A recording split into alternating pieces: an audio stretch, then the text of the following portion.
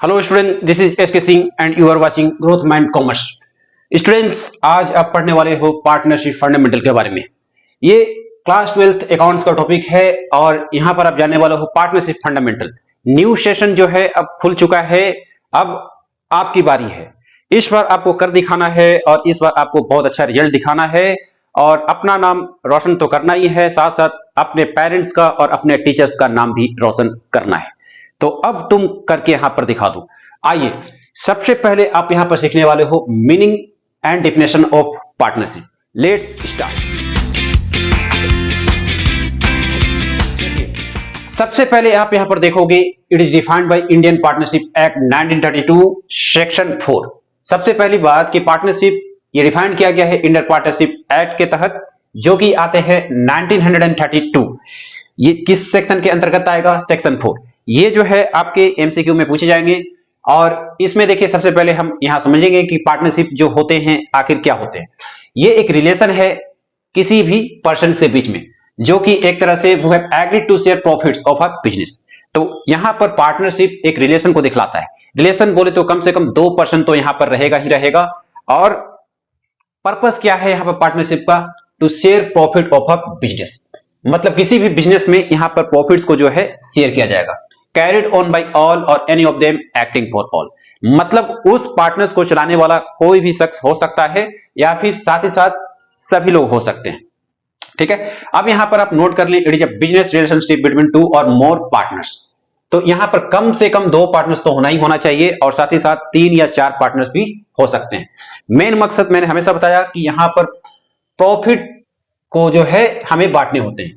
अब पार्टनरशिप है तो वहां पर जरूरी नहीं है कि हमेशा जो है प्रॉफिट ही होगा, वहां पर लॉस भी हो सकता है। तो अगर लॉस होगा तो लॉस को भी बांटे जाएंगे। अब ये लॉस बढ़ते किस में है? लॉस जो बढ़ते हैं जनरली देखा जाता है तो प्रॉफिट शेयरिंग रेशियो में बांटे जाते हैं। लॉस डिस्ट्रीब्यूटेड, लॉस डिस्ट्रीब्यूटेड और profit distributed, profit distributed in profit sharing ratio, in profit sharing ratio. ठीक है, तो हमेशा आपको याद रखना है, क्वेश्चन में भी रहेंगे कि जब भी लॉस हो या प्रॉफिट हो तो हमेशा प्रॉफिट शेयरिंग रेशियो में बांटे जाने, हमेशा प्रॉफिट शेयरिंग रेशियो में बांटेंगे। तो पार्टनरशिप एक तरह से ओवरऑल देखा जाए तो ये रिलेशनशिप को दिखलाता है 2 और 2 से ज्यादा पर्सन के बीच में, जिसका मेन मकसद होता है प्रॉफिट्स को बांटने के लिए। लॉस है तो लॉस भी बांटे जाएंगे। अब देखिए यहां पर essential features and characteristics of partner. मतलब यहां पर कुछ एसेंशियल या इंपॉर्टेंट फीचर्स हैं, विशेषता हैं पार्टनरशिप के, जो कि ये सब आपको पढ़ना है। सबसे पहली बात, 2 या 2 से ज्यादा पार्टनर्स तो होना ही होना चाहिए। मैंने अभी थोड़ी देर पहले बताया था कि 2 या 2 से ज्यादा पार्टनर्स तो आपके होंगे ही होंगे, तभी पार्टनरशिप क्रिएट किया जा सकता है। And all such partner must be computed to contract. Computed to contract कहने का मतलब वो लीगल टर्म में आना चाहिए। ऐसा नहीं है कि कोई पर्सन माइनर है तो वो जो है पार्टनरशिप कर सकता है। मतलब ये हुआ कि 18 साल से नीचे वाला कोई भी शख्स जो है माइनर कहलाता है और वो पार्टनरशिप एग्रीमेंट में नहीं आ सकता। दूसरी बात, अनसाउंड पर्सन, मतलब अनसाउंड जो पर्सन जो बोल नहीं सकता वो पार्टनरशिप के एग्रीमेंट में नहीं आ सकता। कोई भी एक तरह से पागल व्यक्ति है ना, ल्यूनेटिक पर्सन, तो वो भी पार्टनरशिप के एग्रीमेंट में नहीं आ सकता। ओवरऑल अगर देखा जाए तो पार्टनरशिप में वही बंदा आ सकता है जो बढ़िया है, बढ़िया हेल्थ है उसका, साउंडेबल माइंड है और साथ ही साथ वहां पर मेजर होना चाहिए। मेजर कहने का मतलब 18 प्लस होना चाहिए, तभी जाकर के वो कॉम्पिटेड टू कॉन्ट्रैक्ट हो सकता है। तो वो कॉन्ट्रैक्ट में शामिल हो सकता है, वो उस एग्रीमेंट में आ सकता है। Maximum number of partners by companies act 2013 के मुताबिक, जो कि सेक्शन 464 में आते हैं, empowers the contract central government to prescribe the numbers of partners in a firm subject to maximum of 100 partners. वैसे अगर देखा जाए तो 2013 मतलब कंपनीज एक्ट 2013 के तहत गवर्नमेंट के हिसाब से 100 पार्टनर्स मैक्सिमम हो सकते हैं। But according to rule 10 of the companies rules 2014, maximum number of partners जो है कितने होंगे? 50 होंगे। मतलब रूल 10 के हिसाब से यहां पर 50 पार्टनर्स ही होंगे। मतलब आपके जब क्वेश्चन आएंगे एमसीक्यू के तो आपको यहां पर 50 पार्टनर्स ही लगाने हैं।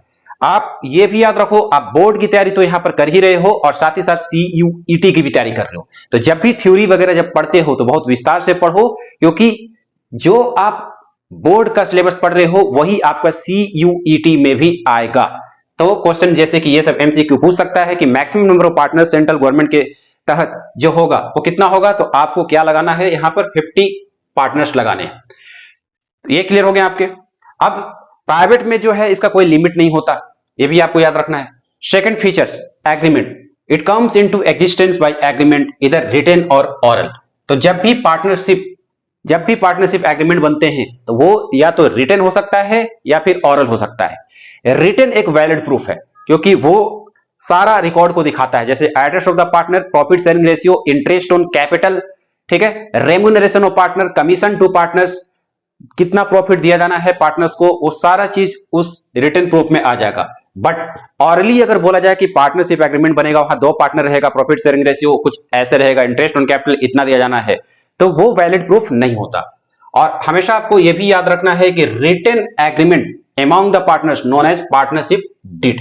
जो रिटन एग्रीमेंट होते हैं पार्टनर्स के बीच में उसे हम क्या बोलते हैं, पार्टनरशिप डीड बोलते हैं, पार्टनरशिप डीड। ये आपको क्लियर रखने हैं। Next, lawful business, the partnership is established for a lawful business. कोई भी पार्टनरशिप जो एस्टैब्लिश या निर्माण होते हैं लॉफुल बिजनेस के तहत ही निर्माण होंगे, मतलब बिना कानून का पार्टनरशिप नहीं बन सकता। मतलब कोई भी अपना रूल नहीं लगा सकता, जो भी लॉफुली या फिर लीगली होगा उसके तहत ही पार्टनरशिप चलाए जाने होते हैं। नेक्स्ट हो गया आपके profit sharing, the agreement between partners must be profit sharing. मतलब यहां पर प्रॉफिट है तो प्रॉफिट में बांटे जाने हैं और लॉस होंगे तो लॉस में बांटे जाएंगे। नेक्स्ट हो गया आपके businesses can be carried on by all और any of them partners acting for all. मतलब partners are agents as well as principals. Agents और प्रिंसिपल का मतलब ये हो गया कि एक तरह से जो बिजनेस को कैरी करता है वो प्रिंसिपल कहलाता है, और उसके अंतर्गत मतलब जो प्रिंसिपल का बात मानता है वो उसका एजेंट कहलाता है। ठीक है, तो यहां पार्टनर्स में कोई प्रिंसिपल और एजेंट नहीं होता है, यहां पर दोनों मान सकते हैं। मतलब वो पार्टनर्स एजेंट्स भी कहला सकता है और प्रिंसिपल्स भी कहला सकता है।